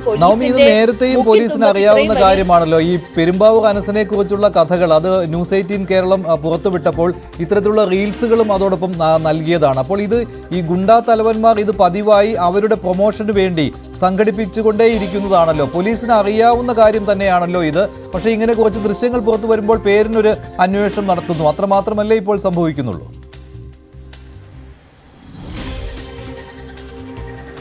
അത്രമാത്രമാണ് മഞ്ജുഷ്. ഈ ഇങ്ങനത്തെ ഒരു റീല് പുറത്തിറങ്ങുമ്പോൾ, അതായത് ഈ വൈറലാകുന്നതിന് മുൻപ് അല്ലെങ്കിൽ ഈ മാധ്യമങ്ങളിൽ വാർത്ത വരുന്നതിന് മുൻപ് തന്നെ സ്വാഭാവികമായും പോലീസുകാരൊക്കെ ഇത് കാണുന്നതായിരിക്കും. പക്ഷെ അവർ ആ സമയത്ത് നടപടികളൊന്നും എടുക്കില്ല. മാധ്യമങ്ങളിൽ വാർത്ത വരുമ്പോൾ മാത്രമായിരിക്കും, അതിനെക്കുറിച്ച് പോലീസിനോട് അന്വേഷിക്കുമ്പോൾ മാത്രമായിരിക്കും അവർ ഇതിലൊരു അന്വേഷണം പ്രഖ്യാപിച്ചിട്ടുണ്ട് അല്ലെങ്കിൽ ഇവരെ അന്വേഷിക്കുന്നുണ്ടെന്നുള്ളൊരു വിവരം നമുക്ക് തരുന്നത്. പക്ഷെ ഇത് എത്രത്തോളം നീണ്ടു നിൽക്കുന്നു, വീണ്ടും ഈ പെരുമ്പാവൂർ അനസിന്റെ ഒക്കെ റീൽസ് ഒക്കെ എത്രയോ കാലം മുമ്പ് ഇറങ്ങിയ തുടങ്ങിയതാണ്. അതിലൊക്കെ ഇപ്പോഴും അന്വേഷണം നടക്കുന്നുണ്ട്. അല്ലെങ്കിൽ നമ്മൾ ഔറംഗസീബിന്റെ ഒരു പ്രതികരണം അല്ലെങ്കിൽ അയാളുമായിട്ടുള്ള ഒരു അഭിമുഖം പുറത്തുവിടുമ്പോൾ മാത്രമായിരിക്കും പിന്നീട് അതുമായി ബന്ധപ്പെട്ട അന്വേഷണമൊക്കെ പോലീസിന്റെ ഭാഗത്തു നിന്ന് നടന്നത്. ഇതിലും പതിവ് കാഴ്ച തന്നെയാണ്. പോലീസ് ഒരു അന്വേഷണം പേരിന് വേണ്ടി അല്ലെങ്കിൽ മാധ്യമങ്ങളിൽ വാർത്ത വന്നതിന്റെ പേരിൽ ഒരു അന്വേഷണം പ്രഖ്യാപിച്ചിട്ടുണ്ട് എന്നതിലപ്പുറത്തേക്ക് ഇതിൽ പ്രത്യേകിച്ച് നടപടികളൊന്നും ഉണ്ടാകില്ല എന്ന് തന്നെ നമുക്ക് ഉറപ്പാണ്. ഈ അനൂപ് തന്നെ ന്യൂസ് 18 സംസാരിച്ചിരുന്നു. അനൂപ് ന്യൂസ് 18നോട് പറഞ്ഞത് ഇത് തന്റെ അച്ഛൻ മരിച്ചതുമായി ബന്ധപ്പെട്ട്, അച്ഛൻ മരിച്ചിട്ട് 1 വർഷമായി, അപ്പോൾ സുഹൃത്തുക്കൾക്ക് ആ ചടങ്ങുമായി ബന്ധപ്പെട്ട് ഒരു ആഹാരം വിതരണം ചെയ്തു, അത്ര മാത്രമേ ഉള്ളൂ. ഈ റീൽസിൽ കാണുന്ന 2 വലിയ പെട്ടികളിൽ അതിൽ മദ്യമാണെന്ന് നിങ്ങൾക്ക് എങ്ങനെ തെളിയിക്കാൻ കഴിയും? അതിൽ ആഹാരമായിരുന്നു, അത് സുഹൃത്തുക്കൾക്ക് കൊടുക്കേണ്ട ആഹാരമായിരുന്നു. പോലീസ് ഈ സ്ഥലത്ത് വന്ന് പരിശോധിച്ചതാണ്. ഇവിടെ ഒരു കുപ്പിയോ അല്ലെങ്കിൽ മദ്യമോ ലഹരി വസ്തുക്കളോ ഒന്നും തന്നെ പോലീസിന് കണ്ടെത്താൻ കഴിഞ്ഞിട്ടില്ല എന്നുള്ളൊരു ന്യായീകരണമാണ് അനൂപ് നൽകുന്നത്. എങ്കിൽ പോലും ഗുണ്ടകൾക്ക് ഇത്രയും പരസ്യമായി ഇങ്ങനെയൊക്കെ ആഘോഷങ്ങളൊക്കെ നടത്താൻ കഴിയുന്ന ഒരു നാടായി നമ്മുടെ കേരളം മാറിയെന്ന് ഓർക്കുമ്പോൾ മാത്രമാണ് ഒരു വിഷമം. പോലീസിന്റെ റീൽസുകളിലൂടെ ഗുണ്ടകൾ അഴിഞ്ഞാടുന്ന കാഴ്ചയാണ് ഇപ്പോൾ ഉള്ളത്. പ്രത്യേകിച്ച് കൊച്ചിയിൽ ഗുണ്ടാ തലവന്മാർ പതിവായിട്ട് റീൽസ് എടുക്കുന്നതിന് വേണ്ടി ഇത്തരം പാർട്ടികൾ സംഘടിപ്പിക്കുകയാണ്. അതിലേറ്റവും പുതുതാണ് ആവേശം സിനിമയുടെ മോഡലിൽ ഗുണ്ടാ തലവനായ അനൂപ് നടത്തിയ ഈ പാർട്ടി. അതും തുറന്ന സ്ഥലത്ത് വെച്ച് തന്നെ ഇത്തരമൊരു പാർട്ടി നടത്തിയിട്ടും പോലീസിന് ഇക്കാര്യത്തിൽ അനക്കമില്ല എന്നതാണ് ശ്രദ്ധേയം. മറ്റൊരു വാർത്തയിലേക്ക്. പൂക്കോട് വെറ്ററിനറി സർവകലാശാലയിലെ സിദ്ധാർത്ഥന്റെ മരണത്തിലെ 15 പ്രതികളുടെ ജാമ്യാപേക്ഷയിൽ അമ്മയെയും കക്ഷി ചേർത്ത് ഹൈക്കോടതി. സിദ്ധാർത്ഥന്റെ അമ്മ MR ഷീബയുടെ പ്രത്യേക ഉപഹർജികൾ അംഗീകരിച്ചാണ് അവധിക്കാല ബെഞ്ചിന്റെ ഈ നടപടി. CBI രജിസ്റ്റർ ചെയ്ത കേസിലെ 15 പ്രതികളുടെ ജാമ്യാപേക്ഷ ഹൈക്കോടതി വിശദമായ വാദം കേൾക്കാനായി മാറ്റിവെച്ചിട്ടുണ്ട്. ഈ മാസം 22-ന് ജാമ്യാപേക്ഷ പരിഗണിക്കും. കണ്ണൂരിൽ പറശ്ശിനിക്കടവ് അമ്യൂസ്മെന്റ് പാർക്കിൽ യുവതിയെ കയറിപ്പിടിച്ച കേന്ദ്ര സർവകലാശാലയിലെ അധ്യാപകൻ ഇഫ്തിഖർ അഹമ്മദ് അറസ്റ്റിലായി. നേരത്തെ ലൈംഗിക അതിക്രമ പരാതിയിൽ നടപടി നേരിട്ട അധ്യാപകൻ വേഗത്തിൽ സർവീസിൽ തിരിച്ചെത്തിയത് പ്രതിഷേധത്തിന് ഇടയാക്കിയിരുന്നു. ഇയാളെ 14 ദിവസത്തേക്ക് റിമാൻഡ് ചെയ്തിട്ടുണ്ട്. മുൻപ് ക്ലാസിൽ കുഴഞ്ഞു വീണ വിദ്യാർത്ഥിനിയോട് അപമര്യാദയായി പെരുമാറിയെന്ന പരാതിയിൽ ഇഫ്തിഖറിനെ സസ്പെൻഡ് ചെയ്തിരുന്നതാണ്. വൈകാതെ സർവീസിൽ തിരിച്ചെത്തുകയും ഉണ്ടായി. വിദ്യാർത്ഥിനികൾ സമരം ചെയ്തതിനെ തുടർന്ന് സസ്പെൻഷൻ ദീർഘിപ്പിച്ചിരുന്നു. അടുത്തിടെയാണ് സർവീസിൽ വീണ്ടും തിരികെ എത്തിയത്.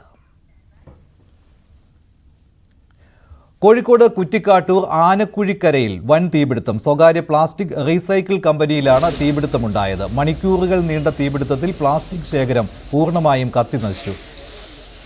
തീയണയ്ക്കാൻ മീഞ്ചന്ത, വെള്ളിമാടുകുന്ന്, ബീച്ച്, മുക്കം, നരിക്കുനി ഫയർ സ്റ്റേഷനുകളിൽ നിന്ന് അഗ്നിരക്ഷാ സേന എത്തി. തീപിടുത്തമുണ്ടായ സമയത്ത് കമ്പനിയിൽ തൊഴിലാളികളും തൊട്ടടുത്ത് വീടുകളും ഇല്ലാത്തതിനാൽ വലിയ ദുരന്തമാണ് ഒഴിവായത്. നാദാപുരം ജാത്തിയേരിയിൽ പാർക്കിങ്ങിനെ കുറിച്ചുള്ള സംഘർഷത്തിൽ ഒരാൾക്ക് കുത്തേറ്റു. വളയം സ്വദേശി അമൽ ബാബുവിനാണ് കുത്തേറ്റത്. ഇന്നലെ രാത്രി 8:30യോടെയാണ് സംഭവം. പരിക്കേറ്റ ആളെ കോഴിക്കോട് മെഡിക്കൽ കോളേജിലേക്ക് മാറ്റിയിട്ടുണ്ട്. സംഘർഷാവസ്ഥ നിലനിൽക്കുന്ന പ്രദേശത്ത് വളയം പോലീസ് ക്യാമ്പ് ചെയ്യുന്നുണ്ട്. ഇപ്പോൾ വടകരയിൽ തെരഞ്ഞെടുപ്പിനിടെ നടന്ന പ്രചാരണങ്ങൾ പൊട്ടിത്തെറിയിലേക്ക് പോകാൻ പാടില്ലെന്ന് സാദിഖ് അലി ശിഹാബ് തങ്ങൾ ആവശ്യപ്പെട്ടു. സമാധാനം ഉറപ്പാക്കേണ്ടത് ജില്ലാ ഭരണകൂടത്തിന്റെയും സംസ്ഥാന സർക്കാരിന്റെയും ഉത്തരവാദിത്തമാണെന്നും അദ്ദേഹം പറഞ്ഞു. ഒരു സർവകക്ഷി യോഗം പെട്ടെന്ന് വിളിക്കണമെന്നും സാദിഖ് അലി തങ്ങൾ ആവശ്യപ്പെട്ടു. വടകരയുടെ ചരിത്രം എന്ന് പറയുമ്പോൾ അത് ഈ നാദാപുരം മേഖലയാണ്. സെൻസിറ്റീവായിട്ട് ഏരിയയാണ് അവിടെ. നാദാപുരം, പാനൂർ, അങ്ങനെയുള്ള രാഷ്ട്രീയമായിട്ടുള്ള ചേരിതിരിവുകൾ ഒരു ഏറ്റുമുട്ടലിലേക്ക് പോകാൻ പാടില്ല എന്നുള്ളതാണ്. കാരണം ഇപ്പോൾ അവിടെ അത് അങ്ങനെ വല്ലതും സംഭവിക്കുമ്പോൾ അത് നമ്മുടെ നിയന്ത്രണങ്ങൾക്ക് അതീതമാവും. ഈ ഇലക്ഷൻ റിസൾട്ട് എന്തായാലും അതൊരു പൊട്ടിത്തെറിയിലേക്ക് പോകാൻ പാടില്ല. അപ്പോൾ അവിടെ ഒരു മുൻകരുതൽ എടുക്കുക എന്നുള്ളത് അത് ജില്ലാ ഭരണകൂടവും അതുപോലെ തന്നെ സംസ്ഥാന ഗവൺമെൻറ്റുമൊക്കെ ഗൗരവത്തോടെ തന്നെ എടുക്കേണ്ടതാണ്. RMP നേതാവ് KS ഹരിഹരൻ മാപ്പ് പറഞ്ഞതിനാൽ വിവാദങ്ങളുടെ ആവശ്യം ഇനിയില്ലെന്ന് K മുരളീധരൻ പറഞ്ഞു. പ്രശ്നമുണ്ടാക്കാനാണ് ഇപ്പോൾ CPMന്റെ നീക്കമെന്നും മുരളീധരൻ പറഞ്ഞു. അദ്ദേഹത്തിൻ്റെ പ്രസംഗത്തിൽ വന്നൊരു പരാമർശം വിമർശന വിധേയമായി. അതുകൊണ്ട് തന്നെ അദ്ദേഹം അത് വാചകം പിൻവലിച്ച് ക്ഷമ ചോദിച്ചു. അതോടെ ചാപ്റ്റർ ക്ലോസ് ചെയ്തു. പക്ഷേ മാപ്പപേക്ഷയിൽ അവസാനിക്കില്ല എന്ന് കോഴിക്കോട് ജില്ലാ CPMന്റെ സെക്രട്ടറി പത്രസമ്മേളനം നടത്തി ഏതാനും മണിക്കൂറുകൾ കഴിഞ്ഞപ്പോഴാണ് ഹരിഹരൻ്റെ മലപ്പുറത്തുള്ള വീടിന് നേരെ ബോംബെറിഞ്ഞത്. അപ്പോൾ ഒരു പരാമർശത്തിൽ തെറ്റു വന്നപ്പോൾ സ്വാഭാവികമായിട്ടും അദ്ദേഹം മാപ്പ് ചോദിച്ചു, ക്ഷമ ചോദിച്ചു. പിന്നെ ഇതിലും കൂടുതൽ എന്താ ചെയ്യേണ്ടത്?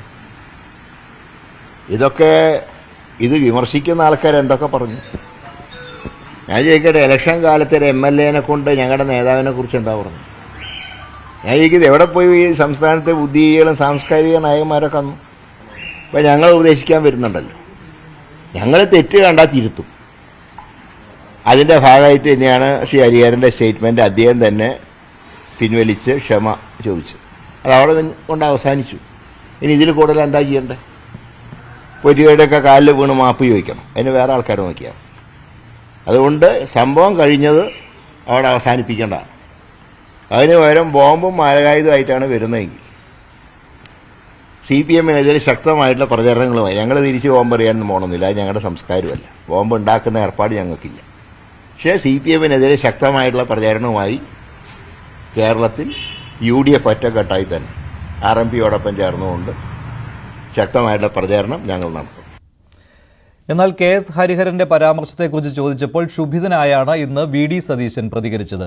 ഇക്കാര്യത്തിൽ അഭിപ്രായം പറയാൻ താല്പര്യമില്ലെന്ന് VD സതീശൻ പറഞ്ഞു. അങ്ങേയറ്റം ദയനീയമായിട്ടുള്ള ഒരു കാര്യം നിങ്ങളോട് പങ്കുവെക്കാൻ ഞാൻ ആഗ്രഹിക്കുകയാണ്. കാരണം നിങ്ങളിവിടെ നേരത്തെ പറഞ്ഞതുപോലെ ഒരുപാട് വിഷയങ്ങൾ, നിരന്തരമായ വിഷയങ്ങൾ ഈ ചാലക്കുടി പ്രദേശവുമായി ബന്ധപ്പെട്ട്. ആലപ്പുഴയിലെ രാമങ്കരി പഞ്ചായത്തിന്റെ ഭരണം CPM-ന് നഷ്ടമായി. കോൺഗ്രസിന്റെ അവിശ്വാസ പ്രമേയത്തെ CPM അംഗങ്ങൾ തന്നെ പിന്തുണച്ചതാണ് ഭരണം നഷ്ടപ്പെടാൻ കാരണമായത്. വിഭാഗീയ പ്രശ്നങ്ങളുടെ തുടർച്ചയാണ് CPM അംഗങ്ങൾ കോൺഗ്രസിനെ കൂട്ടുപിടിക്കാൻ കാരണമായത്. കുട്ടനാട്ടിൽ ഔദ്യോഗിക നേതൃത്വവുമായി കലഹിച്ച് CPM വിട്ട് നൂറുകണക്കിന് പ്രവർത്തകർ CPI-യിൽ ചേർന്നതിന് പിന്നാലെയാണ് വിമതപക്ഷത്തെ ഒതുക്കാൻ CPM ജില്ലാ നേതൃത്വം കൂടി അറിഞ്ഞുകൊണ്ടുള്ള പുതിയ നീക്കം. 13 അംഗങ്ങളിൽ CPM-ന്റെ 9 അംഗ പ്രതിനിധികളുമായാണ് കഴിഞ്ഞ തദ്ദേശ സ്വയംഭരണ തെരഞ്ഞെടുപ്പിൽ രാമങ്കരി പഞ്ചായത്തിൽ പാർട്ടി അധികാരത്തിലേറിയത്. എന്നാൽ കഴിഞ്ഞ CPM സമ്മേളന കാലയളവ് മുതൽ ഔദ്യോഗിക പക്ഷം തങ്ങളെ അടിച്ചമർത്താൻ ശ്രമിക്കുന്നുവെന്ന ആരോപണം പഞ്ചായത്ത് പ്രസിഡന്റ് കൂടിയായ രാജേന്ദ്രകുമാർ ഉൾപ്പെടെയുള്ള CPM വിമത നേതാക്കൾ ഉന്നയിച്ചിരുന്നു.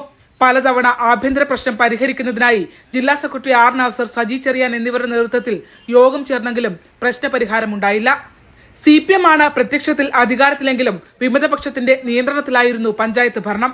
പാർട്ടി ചിഹ്നത്തിൽ മത്സരിച്ച് അധികാരത്തിൽ കയറിയതിനാൽ തന്നെ നിയമം മൂലം രാജേന്ദ്രകുമാറിനും തനിക്കൊപ്പമുള്ള 5 അംഗങ്ങൾക്കും CPM വിട്ടുപോകാനോ CPI-യിൽ പ്രവേശിക്കാനോ കഴിയാത്ത സാഹചര്യമുണ്ടായിരുന്നു. 13 അംഗ പഞ്ചായത്തിൽ 4 CPM മെമ്പർമാരും 4 UDF അംഗങ്ങളും ചേർന്ന് അവിശ്വാസ പ്രമേയം അവതരിപ്പിച്ചാണ് വിമതപക്ഷത്തിനെതിരെ നീങ്ങിയത്. രാജേന്ദ്രകുമാറിനൊപ്പം 4 CPM അംഗങ്ങൾ ഇപ്പോഴും ഉറച്ചു നിൽക്കുന്നു. പാർട്ടിയുമായുള്ള ബന്ധം അവസാനിപ്പിച്ചതായി രാജേന്ദ്രകുമാർ പറഞ്ഞു. CPM ഉപേക്ഷിച്ച ആളെന്നുള്ള നിലയിൽ ആ നിലയിലുള്ള വിശദീകരണത്തിന് കാര്യമില്ല. ഇന്നത്തെ അവിശ്വാസത്തിൽ രേഖപ്പെടുത്തിയ ഒരു കാരണം മാത്രം. അതേസമയം കോൺഗ്രസുമായി ചേർന്നുള്ള നീക്കം CPM-ന്റെ അവസരവാദ സമീപനമാണെന്നും CPI ജില്ലാ സെക്രട്ടറി TJ ആഞ്ചലോസ് വിമർശിച്ചു. കേവലം പഞ്ചായത്ത് പ്രസിഡന്റ് സ്ഥാനത്തിനായി മുന്നണിയെ തള്ളിയത് ജനം വിലയിരുത്തുമെന്നും പ്രസ്താവനയിലൂടെ അദ്ദേഹം അറിയിച്ചു. ഉൾപാർട്ടി പോരിന്റെ ഭാഗമായി 25 വർഷമായി CPM ഭരിക്കുന്ന പഞ്ചായത്തിലാണ് അസാധാരണമായ രീതിയിൽ കോൺഗ്രസിനെ കൂട്ടുപിടിച്ചുകൊണ്ടുള്ള സ്വന്തം പാർട്ടിയിലെ അംഗങ്ങൾക്കെതിരെ തന്നെയുള്ള കുട്ടനാട്ടിലെ ഔദ്യോഗിക CPM പക്ഷത്തിന്റെ നീക്കം. ന്യൂസ് 18 ആലപ്പുഴ. പക്ഷിപ്പനി തടയുന്നതിന് വേണ്ടി തിരുവല്ല നിരണത്തെ ഫാമിൽ ഇപ്പോൾ താറാവുകളെ കൊന്നൊടുക്കുകയാണ്. പക്ഷിപ്പനി സ്ഥിരീകരിച്ചതിന്റെ 1 കിലോമീറ്റർ ചുറ്റളവാണ് ഇൻഫെക്റ്റഡ് സോണായി പ്രഖ്യാപിച്ചിട്ടുള്ളത്. കൂടുതൽ വിവരങ്ങൾ ശശി നാരായണൻ നൽകും. ശശി, ഇപ്പോൾ എത്ര താറാവുകളെ എങ്കിലും കൊല്ലേണ്ടി വരും?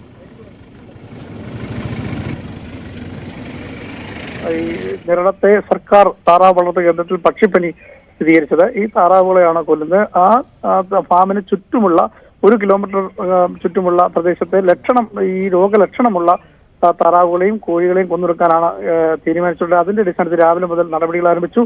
ദ്രുതകർമ്മ സേനയുടെ നേതൃത്വത്തിലാണ് ഈ താറാവുകളെ ഗ്യാസ് ചേംബറിൽ കൊന്നതിന് ശേഷം കത്തിച്ചു കളയുന്ന ഒരു നടപടിയാണ് ഇപ്പോൾ നടന്നുകൊണ്ടിരിക്കുന്നത്. ഇന്നും നാളെയും ഈ പ്രക്രിയ തുടരും.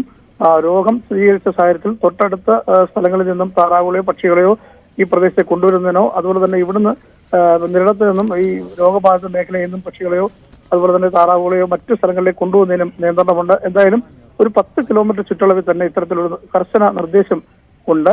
രോഗം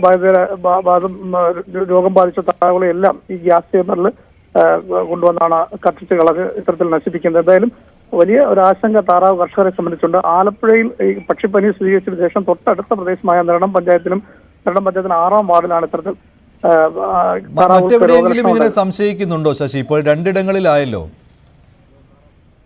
അത്തരം ഒരു ആശങ്ക ഇല്ലെന്നാണ് ജില്ലാ ഭരണകൂടം വ്യക്തമാക്കുന്നത്. പക്ഷേ സമീപ പ്രദേശങ്ങളിൽ ഈ ദേശാടന പക്ഷികളും അതുപോലെ തന്നെ പക്ഷികൾ മുഖേനയാണ് ഇത് പക്ഷിപ്പനി ഉണ്ടാകുന്നത്.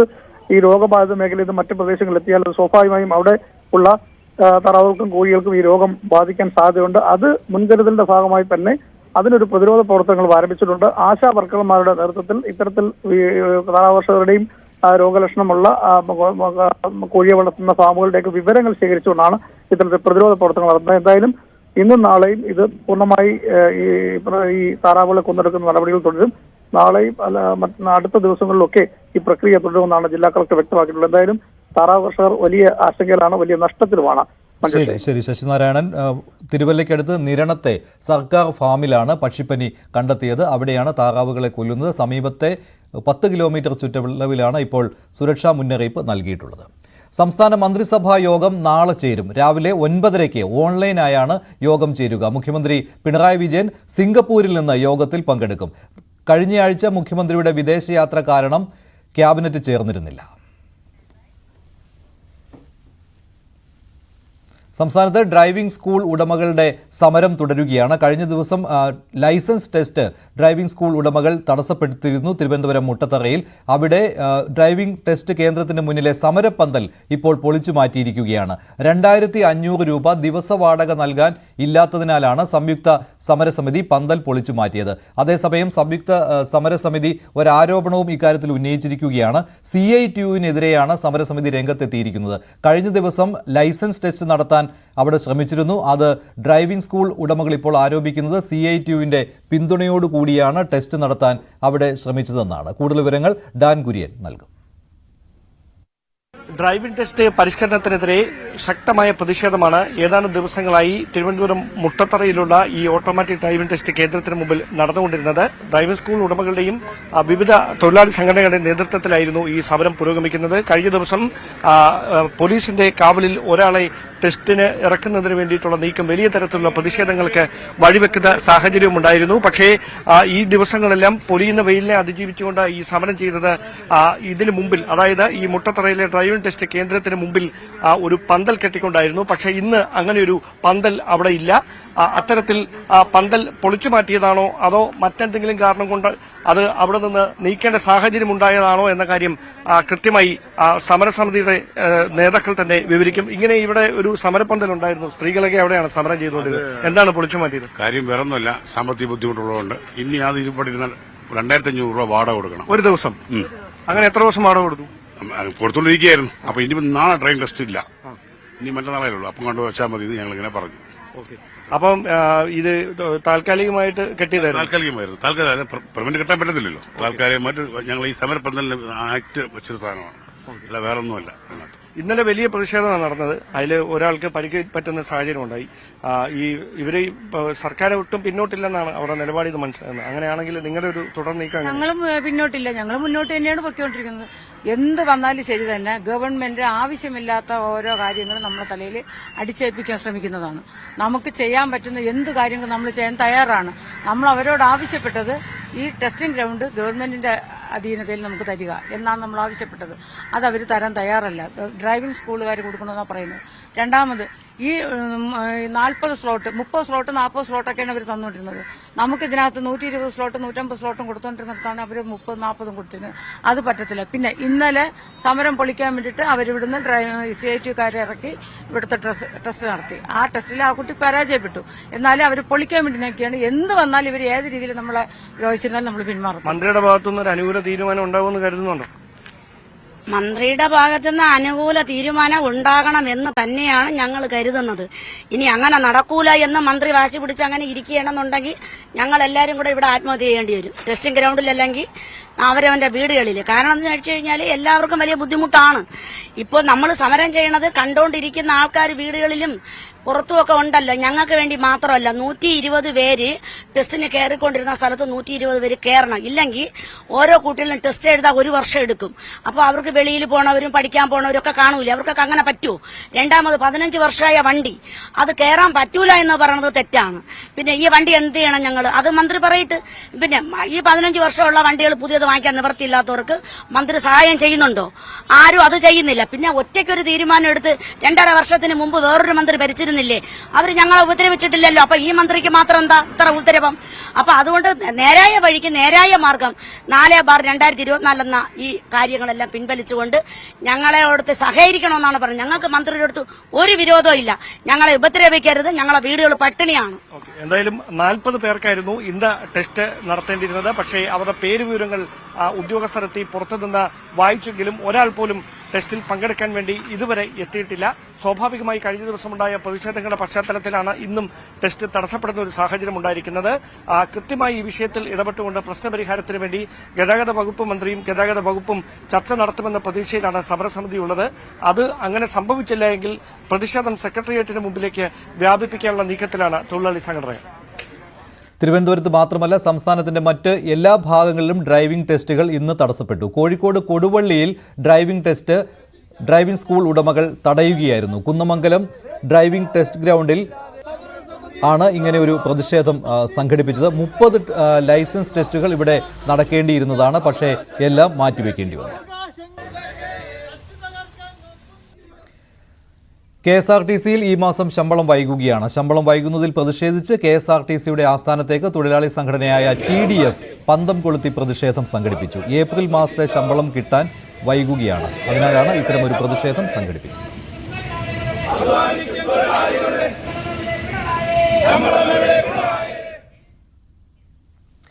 ഫർഹാനയുടെ സ്വപ്നം ന്യൂസ് 18 കേരളത്തിലൂടെ പൂവണിച്ചു. തുടർ പഠനം ഏറ്റെടുത്തത് പാലാ ബ്രില്യൻ്റ് ആണ്. വീട്ടിലെത്തി മാനേജ്മെന്റിന്റെ പ്രതിനിധികൾ മധുരം സമ്മാനിച്ചു. +2 പരീക്ഷയിൽ 1200-ൽ 1200 മാർക്കും വാങ്ങിയ കാട്ടാക്കട ആമച്ചൽ സ്വദേശി ഫർഹാനയുടെ ജീവിത സാഹചര്യത്തെക്കുറിച്ച് ഞങ്ങൾ ഇന്നലെ റിപ്പോർട്ട് ചെയ്തിരുന്നു. ബ്രില്യൻ്റ് അക്കാഡമിയിൽ പഠിക്കണമെന്നായിരുന്നു ഫർഹാനയുടെ വലിയ ആഗ്രഹം. ഇപ്പോൾ അക്കാഡമിയുടെ തന്നെ പ്രതിനിധികൾ ഇവിടെ എത്തിയിട്ടുണ്ട്. ഫർഹാനയ്ക്കുള്ള സഹായ വാഗ്ദാനവുമായാണ് എത്തിയിരിക്കുന്നത്. എന്താണ് നമ്മൾ ചെയ്യുന്നത്? ആദ്യം തന്നെ ഫർഹാനയ്ക്ക് പാലാ ബ്രില്യൻ്റ് സ്റ്റഡി സെന്ററിന്റെ എല്ലാവിധ ആശംസകൾ നേരുന്നു. ഞങ്ങളുടെ പ്രിയപ്പെട്ട ഡയറക്ടർമാരായ സെബാസ്റ്റ്യൻ സാറും ജോർജ് സാറും സന്തോഷ് സാറും സ്റ്റീഫൻ സാറും ഒക്കെ പറഞ്ഞിട്ടാണ് ഞങ്ങളിവിടെ വന്നിരിക്കുന്നത്. ഈ കുട്ടിക്ക് ഒരു വർഷത്തേക്ക് പഠിക്കാനുള്ള റിപ്പീറ്റേഴ്സ് പഠിക്കാനുള്ള ഹോസ്റ്റൽ ഫീസ്, മെറ്റീരിയൽ ഫീസ്, എല്ലാവിധ ഫീസുകളും സൗജന്യമായി ഞങ്ങൾ നൽകുന്നതാണ്. ഞങ്ങൾ പൂർണ്ണമായ ഞങ്ങളിലേക്ക് കുട്ടികളെ ഞങ്ങൾ ഏറ്റെടുക്കുകയാണ്. എന്ത് പറയുന്നു? ഇങ്ങനെ ഒരു മോശം ജീവിത സാഹചര്യമായിരുന്നു കുഞ്ഞിന്റെ. പക്ഷെ നന്നായിട്ട് പഠിച്ച് മുഴുവൻ മാർക്കും വാങ്ങിയ ഒരു കുട്ടിയാണ്. അപ്പൊ എന്താണ് സ്ഥാപനത്തിന് പറയാനുള്ളത്? നമ്മുടെ ബ്രില്യൻ്റ് സ്റ്റഡി സെന്ററിന്റെ ഒരു പ്രഖ്യാപിത നയം തന്നെയാണ് പഠിക്കാൻ കഴിവുള്ള കുട്ടികളെ ഒരിക്കലും പഠനം ഒരു തടസ്സമായിട്ട് ഒരിക്കലും വരാൻ പാടില്ല എന്ന് സ്ഥാപനത്തിന്റെ ഒരു പ്രഖ്യാപന നയം തന്നെയാണ്. നമുക്ക് അതിനുള്ള പ്രത്യേക പോളിസീസ് ഒക്കെ ഉണ്ട്. അതിന്റെ അടിസ്ഥാനത്തിലാണ് ഡയറക്ടേഴ്സ് ഞങ്ങളെ ഇന്ന് തന്നെ അറിഞ്ഞ അന്ന് തന്നെ ഞങ്ങൾ ഇങ്ങോട്ട് പറഞ്ഞു വിടുകയും പേരൻസിനെയും കുട്ടിയെയും കണ്ട് അഭിനന്ദനം അറിയിച്ച് നമ്മുടെ സഹായവാഗ്ദാനങ്ങൾ അറിയിക്കണമെന്ന് പ്രത്യേകം അറിയിച്ചിട്ടാണ് നമ്മളിവിടെ വന്നിരിക്കുന്നത്. അപ്പോൾ സ്ഥാപനത്തിന്റെ ഒരു പോളിസി തന്നെയാണ് കഴിവുള്ള കുട്ടികളെ പരമാവധി പ്രോത്സാഹിപ്പിക്കുക. പണം ഒരിക്കലും നമ്മുടെ സ്ഥാപനത്തെ സംബന്ധിച്ച് പഠിക്കാൻ ഒരു തടസ്സമാകില്ല ഒരിക്കലും. എല്ലാം സൗജന്യമായിരിക്കും. എല്ലാം സൗജന്യമായിരിക്കും.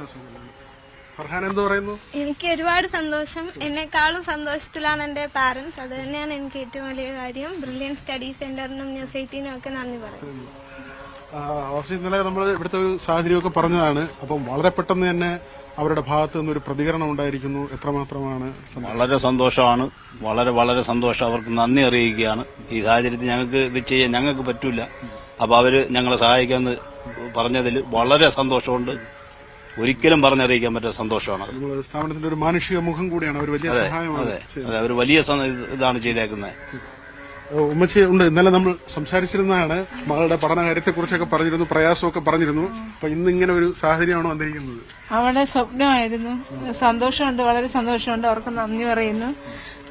കടപ്പാടുണ്ട്. ജീവിതകാലം മുഴുവൻ അവളെ കടപ്പാട് അവരോടായിരിക്കും. നന്ദിയുണ്ട്. ഡോക്ടറാകണമെന്നതാണ് ഫർഹാനയുടെ ആഗ്രഹം. ഇന്നലെ അതാണ് ഫർഹാന പറഞ്ഞത്. വലിയ ഡോക്ടറാകുമ്പോൾ പാവപ്പെട്ട ആളുകളൊക്കെ വരുമ്പോൾ ഉറപ്പായിട്ടും സഹായിക്കുക തന്നെ ചെയ്യും. ആ അപ്പോൾ അങ്ങനെ ഒരു നല്ല മനസ്സ് ഉണ്ടായിരിക്കട്ടെ. ബിപിൻ മുരളിക്കൊപ്പം വി വിനോദ്, ന്യൂസ് 18 തിരുവനന്തപുരം. ഇനി സ്വർണം വെള്ളി നിരക്കുകൾ കൂടി നോക്കാം. കവിത ഗോൾഡ് ആൻഡ് ഡയമണ്ട്സ് ഇന്നത്തെ സ്വർണം വെള്ളി നിരക്കുകൾ നിങ്ങൾക്കായി സമർപ്പിക്കുന്നത്. വലിയ സ്വപ്നങ്ങൾ, വലിയ സന്തോഷങ്ങൾ, വലിയ collection. Kavitha gold and diamonds. സ്വർണം 22 ക്യാരറ്റ് ഗ്രാമിന് 6655, പവന് 53,240. 18 ക്യാരറ്റ് ഗ്രാമിന് 5560, പവന് 44,480. വെള്ളി ഗ്രാമിന് 91, കിലോയ്ക്ക് 91,000. കവിത ഗോൾഡ് ആൻഡ് ഡയമണ്ട്സ് ഇന്നത്തെ സ്വർണം വെള്ളി നിരക്കുകൾ നിങ്ങൾക്കായി സമർപ്പിക്കുന്നത്. വലിയ സ്വപ്നങ്ങൾ, വലിയ സന്തോഷങ്ങൾ, വലിയ collection. Kavitha gold and diamonds. ഇടവേളയ്ക്ക് ശേഷം സ്പോട്ട് ലൈവിൽ ടോം കുര്യാക്കോസ്.